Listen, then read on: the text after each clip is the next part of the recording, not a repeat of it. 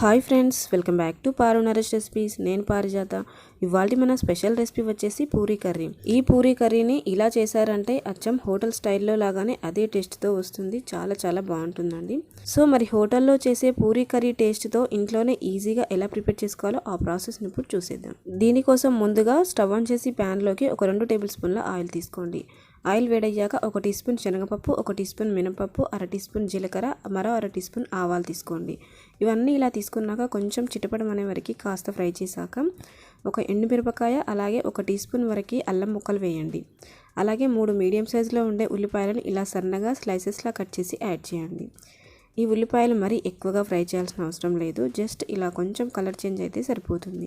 అలాగే కారానికి తగ్గట్లుగా ఒక 4 పచ్చిమిరపకాయలను తీసుకొని ఇలా పొడవుగా కట్ చేసి యాడ్ చేయండి. మంటని మీడియం ఫ్లేమ్లో పెట్టి ఒక 2-3 నిమిషాలు ఇలా కలుపుతూ బాగా ఫ్రై చేయండి. అలాగే ఒక రెమ్మ కరివేపాకు తీసుకొని ఫ్రై చేయండి. ఇవన్నీ ఇలా కలుపుతూ ఫ్రై చేశాక ఇందులోకి ఒక 1/2 టీ స్పూన్ పసుపు వేసి ఫ్రై చేయండి. ఈ కర్రీలో పసుపు ఎక్కువగా పట్టదండి, జస్ట్ కొంచెం ఇలా ఒక 1/2 టీ స్పూన్ వేసి పచ్చివాసన పోయే వరకు కలుపుతూ బాగా ఫ్రై చేయండి. అలాగే ఇందులోకి నేను మీడియం సైజులో ఉండే ఒక 2 ఆలుగడ్డలను ముందే ఉడికించి పొట్టు తీసి పెట్టుకున్నాను. ఇవి చల్లారాక ఇలా చేతితో మ్యాష్ చేస్తూ యాడ్ చేయండి. ఇలా మ్యాష్ చేస్తూ వేయడం వలన కర్రీలో ఆలు పీసెస్ అక్కడక్కడ తగులుతూ టేస్ట్ బాగుంటుందన్నమాట. సో ఈ ఆలుగడ్డ ఉడికించిందే కాబట్టి 1 నిమిషం పాటు ఇలా కలుపుతూ ఫ్రై చేశాక ఇందులోకి గ్రేవీకి సరిపడా వాటర్ తీసుకుందాం. వాటర్ వచ్చేసి మరీ ఎక్కువగా కాకుండా ఒక 2 గ్లాసుల వాటర్ తీసుకుంటే సరిపోతుంది. అలాగే రుచికి సరిపడా సాల్ట్ యాడ్ చేసి ఈ వాటర్ని రోలింగ్ బాయిలింగ్ అయ్యేంత వరకు హై ఫ్లేమ్లో పెట్టి మూత పెట్టి ఉడికించండి.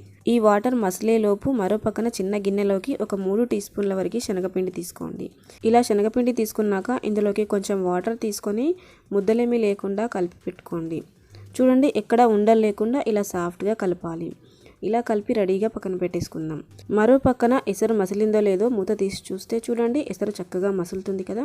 ఈ టైంలో మనం కలిపి పెట్టుకున్న శనగపిండి వాటర్ని యాడ్ చేసుకుందాం. ఇలా శనగపిండి యాడ్ చేశాక మంటని హై ఫ్లేమ్లో పెట్టొద్దండి, మంటని లో టు మీడియం ఫ్లేమ్ మధ్యలో పెట్టి ఇలా కలుపుతూ బాగా ఉడికించండి. మీడియం ఫ్లేమ్లో పెట్టి ఒక 2-3 నిమిషాలు కలుపుతూ ఉడికించామంటే ఇది ఆల్మోస్ట్ ఇలా చిక్కగా అయి దగ్గర పడుతుంది. చూసారా, ఇలా తుకతుక ఉడికేంత వరకు ఉడికించండి. శనగపిండిలో పచ్చివాసన పోయే వరకు ఇలా ఒక 2-3 నిమిషాలు ఉడికిస్తే సరిపోతుంది. చూసారా, ఇక్కడ కన్సిస్టెన్సీ అనేది ఇక్కడ గరిటె జారుడుగా ఇలా ఉండాలన్నమాట. మరి పల్చగా లేదు, అలానే గట్టిగా కూడా లేదు.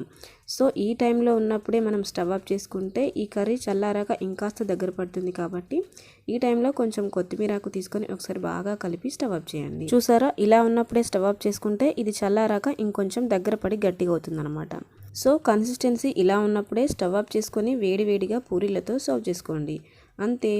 ఇలా చేసిన ఈ పూరీ కర్రీతో ఒక 2-3 పూరీలతో సరిపోదండి, 5-6 తినేస్తారు. అంత టేస్టీగా చాలా చాలా బాగుంటుంది.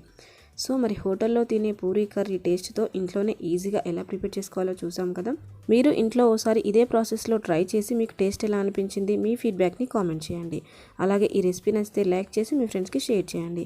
ఇలాంటి simple and tasty and easy recipes కొరకు నా ఛానల్ని సబ్స్క్రైబ్ చేసుకొని పక్కనే ఉన్న బెల్ ఐకాన్ని యాక్టివేట్ చేయండి.